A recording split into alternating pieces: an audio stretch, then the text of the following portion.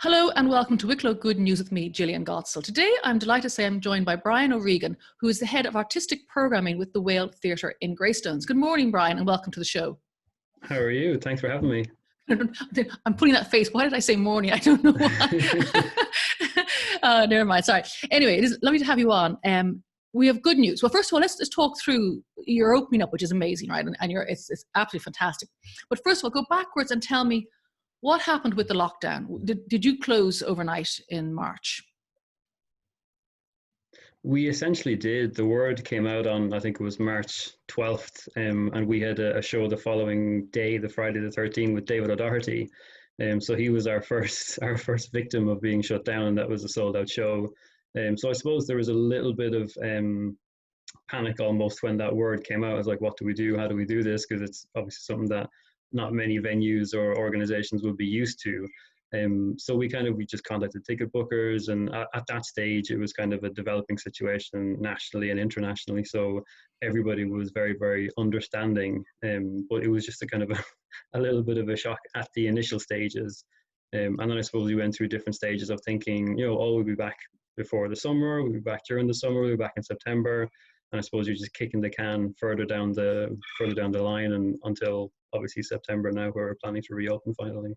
So how many shows and artists did you have to cancel over the last couple of months, 4 months? I actually don't know. There's been Was that many? We've rescheduled ones and then had to cancel them again, and some are kind of still postponed but not cancelled, and we don't have an actual date lined up for them yet, because obviously for a lot of the larger performers, they can't really work with kind of the small capacity that we're able to do at the moment. So there's still quite a few shows that are very much up in the air that will still happen. We still have people who have tickets held for them, and as soon as we get a date sorted, we'll put them back in. But it's hard to quantify the impact that it's had on the number of shows, depending on whether they've been postponed, rescheduled, cancelled altogether. It's been significant. Wow, and it's a huge amount of work, and with no income coming into the Whale, because you're trying to reschedule stuff and you're cancelling, or some people maybe want their money back. So the amount of actual just administration is huge, trying to keep everything afloat. It is, and doing all that from home as well. Obviously, everyone was working from home during the lockdown, and you kind of go through stages of thinking, we could do this, and then you kind of find out that there's no point in doing that until that's decided, and there's a huge level of uncertainty, and I suppose that was the hardest thing to deal with, is the level of uncertainty, and going, can we do this, and almost holding off until something else happens is the hardest thing to do, because you want to be doing something, so it's just, and things do change. I mean, it's not like, obviously we've had a reintroduction of some of those measures recently, would cause a lot of confusion. Obviously, we know about that, but it's not even like the opening up isn't a straight roadmap. It's a bit wiggly, to say the least. And what we've done is kind of carved out as best a plan as we possibly can, and obviously understanding that everything could change tomorrow, as we saw kind of last week, where capacities were reduced and then increased again, then reduced again and increased again in the space of kind of 36 hours. So anything could really happen, but I think there's a stage where you just have to kind of say, this is what we're planning on doing with the information that we currently have, with the artists that we currently have who are willing to come and kind of take that risk, I suppose, and then you just go for it and hope for the best.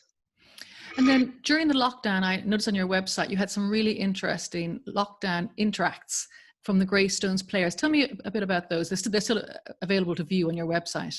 Yeah, they're all up on our Facebook page. So Aileen Walton, who's the director of the Greystones players, had this idea of just presenting kind of small little sketches, basically written and performed by members of the Greystones players, all kind of to do with lockdown and the various different annoyances and little nuances that people you become more aware of during a lockdown, when the world isn't so busy and isn't so kind of occupied with other things. You notice the smaller things.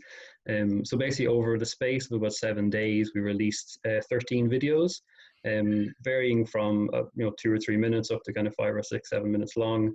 And some of them were absolutely fantastic. Some funny, some very, very poignant, but each one kind of individually unique in its own sense. And we were able to do that with the Greystones players. Yeah, I enjoyed the one, particularly the one of the breakup. It was a conversation between a couple who broke up and then didn't break up. But what I love too as well, it's amazing how fast things change, because she was talking in the little skit that they were doing, was that she said, "Oh, we're going to do a family quiz Zoom." No one does them anymore. They're gone out of fashion already. Isn't it mad? I think it's because everyone was very scared and you wanted to stay in contact desperately all the time. Yeah. And after the, maybe from May onwards, they kind of went out of fashion, didn't they? When did you last? And they're very good. They're great fun. I just haven't done one in months. No, and I find that I think people at the very beginning, you kind of want to reach out to people, you want to talk to people, you want to see how everyone else is doing. And then I suppose as things get busier and things start to reopen again, your kind of social life becomes a little bit more real.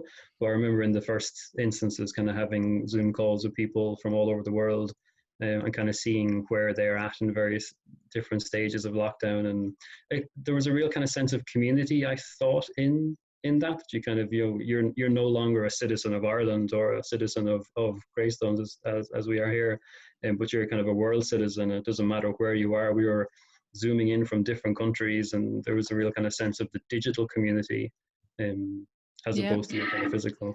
And I suppose it's, as been said before as well, people who are alive now, there's very few people who remember World War II, for example. So that would have been the last global event that would have rocked the entire world and would have absorbed everyone's, emotions and conversations. So, and even though obviously you could be a Syrian refugee or come from another, war-torn area, but it hasn't. It's a global, obviously, pandemic that we've all come through. So it is quite strange. I agree with you. Now, the good news is that, so we've been through all that. We've done our Zoom quizzes. We've done our videos, and the wonderful news is that the Whale Theatre is opening, and in fact, it's sold out its first performance. But before you tell me about who that is, you had to do an unholy amount of work to get the theatre ready. Tell me some of the things you had to do. There's quite a bit of work in it, and we're still working to try and kind of make sure that when we open, that we have everything in place and it's as safe and as welcoming an environment as we can possibly create. I think probably the biggest body of work is actually just trying to decipher all the guidelines and the regulations and the legislations, and in a way kind of figure out what is relevant to you and what works for you. So we've been in touch with the likes of kind of the Theatre Forum, which have been fantastic, the National Campaign for the Arts, which have been fantastic. And again, kind of going back to that shared community with the arts sector all kind of coming together. And we saw last week as well, where there was a little bit of confusion and mixed messages coming down from government, that there was a rally of the arts sector to get those clarifications. So it's keeping abreast of all of those developments, and kind of, I suppose, being nimble is one of the best qualities that you can have as a team, and we're very nimble in that way. We can adapt very quickly. And then for us, it was just carving out the path. Coming towards September, obviously there's very little point in making these plans in March, April, May, because things have changed significantly since then. So we've put into place what we've called a second act charter. When we announced that we'd be back in September, we said we'd be back after the interval. We kind of saw this as being an extended interval. So we kind of see this as being the second act, and this is our charter that will help us to kind of navigate through the next couple of months as we reopen. So when somebody arrives at the theatre, or even people before, tell me about how they need to book their tickets, and when they arrive, what will the new experience be like? Yeah, so we're looking at the customer journey right from how they find out information about events, making sure that we have the second act charter kind of front and center there, so that they're very aware of what to expect before they even book their tickets. The ticket booking process, when they arrive at the theatre, it charts all of that customer journey. And we'll be sending out kind of pre-show emails to anyone who's booked tickets to make sure that they're as aware as we can possibly make them of what to expect, so nothing is a surprise. Obviously the biggest thing for us is the reduced capacity, because with social distancing and the kind of cap of 50 people in an indoor space, we've only released 40 tickets for any of our shows, because we figured that that's kind of a comfortable capacity for us. And obviously that will have an impact on the performer. There won't be the same kind of bunched together vibe that we're potentially used to. But we think that that's a kind of a sensible number, and we've measured that. We've been down with the measuring tapes and getting seats and tables laid out.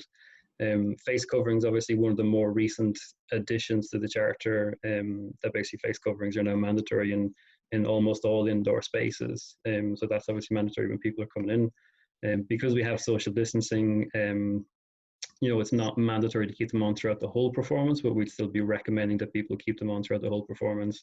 And we kind of see it as being the same as a restaurant where you'd be sitting in your table, you're 2 meters away from everybody else. But we would just recommend that people keep them on the whole time because it makes so much sense to have them on. We're installing hand sanitizers, we have a cleaning and disinfecting routine. We have a state-of-the-art electrostatic disinfectant sprayer, which just kind of provides an additional level of disinfection protection within the theatre itself. We've got shorter shows, particularly for September and the initial kind of 4 to 6 weeks. We'll have almost no intervals. So obviously that's a particular time when audiences will move about in the theatre in a less controlled way than we're comfortable with. So kind of having no intervals is something that we've kind of implemented to stop that. And it's similar to a lot of other venues as well. So yeah, there's a couple of changes, all right. The nice thing is, I think if you come as a household, you can still sit together though, because you're in that little bubble, yeah. Which is nice, yeah. And so tell me, who's your first sellout show? So our first show and our first sellout show is the amazing Alison Spittle, who we've had here before, and she's been doing a couple of videos herself over COVID. So I think she's the perfect kind of tonic for people coming out of this. It's a little bit of kind of light humor, a little bit of fun. Obviously, she'll be talking about her own lockdown experience and the many things that she's been doing. And she's coming back from the UK and isolating specifically for this gig, and one that she's doing the previous day as well. So I think she'll be highly charged and ready to go when she's on stage. Yeah. Brilliant, and it's totally sold out. So you don't. And you have a second sellout show, you were saying? Yeah, we have a cancellation list now for Alison, obviously, if people do cancel tickets. So if you are interested, pop your name on there. But we have loads of other shows as well for people to go to. And the other sellout show is Chloe Burke on the 20th of September. And she's a fantastic musician from Bray. And she is launching her new single called Breathe. And that's on Sunday, the 20th of September. Wow. Well, it would be so nice to open those doors again and have the audience, albeit half the capacity, approximately half the capacity. And it's great because, I say, artists have been most severely impacted because it's the gigs and the shows that actually bring in the money, the income for the artists. So it's well done. It's amazing. Congratulations. I bet you're delighted. We're really looking forward to it. Obviously there is some apprehension as well to make sure that everything kind of goes smoothly, but I think we're carving out a sensible path, and we've had regular meetings with the whole team here to make sure everyone kind of is on board. And I think we're cautiously optimistic, I suppose, and quietly confident, and more so just looking forward to getting the doors open again. Brilliant. Well, I hope it all goes well. I hope there's no changes in the rules. We all hope that. No one wants any more changes. And thank you so much. And the website and the Facebook, where can people find you?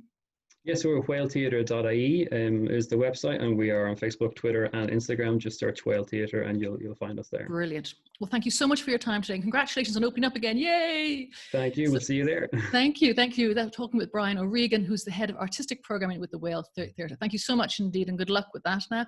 Thank you to Marlena Murphy for producing and Gavin Dowd on sound. And that's all for this show. Until next time, be good, be safe, and keep on helping others.